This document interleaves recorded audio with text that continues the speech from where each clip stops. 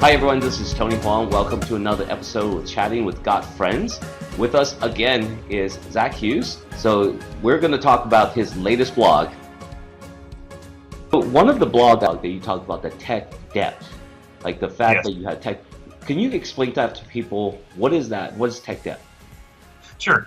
Technical debt is anytime you're developing an application or have any kind of like a platform when it comes to technology, and you kind of take the shortcut towards features and functionality, and kind of ignore some of the non-functional requirements such as security, refactoring, technical refresh, things like that.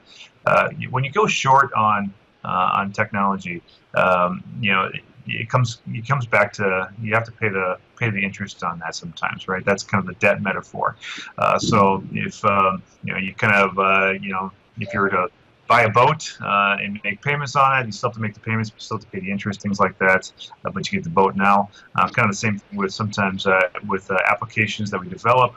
We like to have the features and functionality now, but it comes with a debt load that's heavy. And ultimately, the more we do that, the more leverage we get as a technology organization or as a company. You start to slow down. You start to not be as nimble as you once were. You can't take advantage of the market opportunities that you once could because you kind of strangled or kind of poor architectures that are no longer giving you flexibility and agility that you need. Yeah. But Zach, most projects have project constraints on budget and resources and time. What could some teams be doing this better to help themselves to reduce that overall tech debt? Yeah, that's a great question. It's hard. I mean, we all struggle with it. So it's like, okay, it's one thing to identify the issue. What do we do about it? I said there's a couple ways. Kind of from a product-centric standpoint, getting that tech debt on the product backlog is part of that, and having that conversation with your product owner in the business to understand that this isn't not just an IT problem. This is a business problem. Helping to educate, really the ramifications of not addressing some of this technical debt, and do it in a way that's has a kind of a friendly to the business from a language standpoint. Sometimes we get too technical and we lose people. So that's part of it. It just explains the security, explain the architecture in business terms, like when it comes to availability of the system, kind of future proofing, being more adaptable and agile. These are things that they're going to understand, want to address. So giving, and hopefully it's a two-way street. Then there's trust in either direction. So usually IT teams want to invest in reducing tech debt, but sometimes the business is on board. That's one way to do it.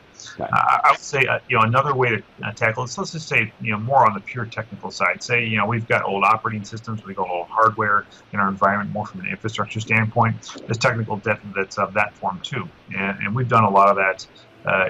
Where I work recently, and part of how to address that, I'd say, is kind of go after the small things first, and when you kind of gain some efficiencies as a result of that work, reinvest that in further tech debt elimination, because legacy technology that really tends to choke us out and get us to a point where we're not able to be effective as an organization. So you start to eliminate that, you get some freedom that comes along with that.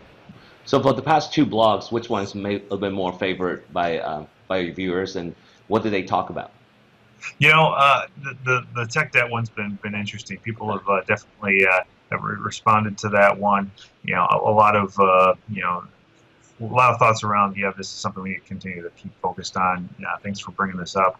My team struggles with this too. When it comes to the IT versus general technology within the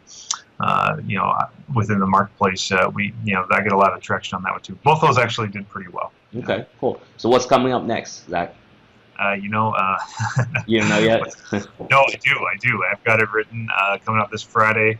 Okay. I'll give you a little teaser. So, at work we all have our official job titles that we do, but sometimes you have like these unofficial job responsibilities that kind of that you become known for. And one of mine so I'm a technology leader. I do that as my day job. I'm also, the AV guy. So, when I'm in a conference room and, the display doesn't work or the Wi-Fi doesn't work, or, people have a hard time with the adapters and cables, I'm the guy that tends to save the day there. So it's just kind of more of a fun blog about some of these unofficial jobs we all have. Okay.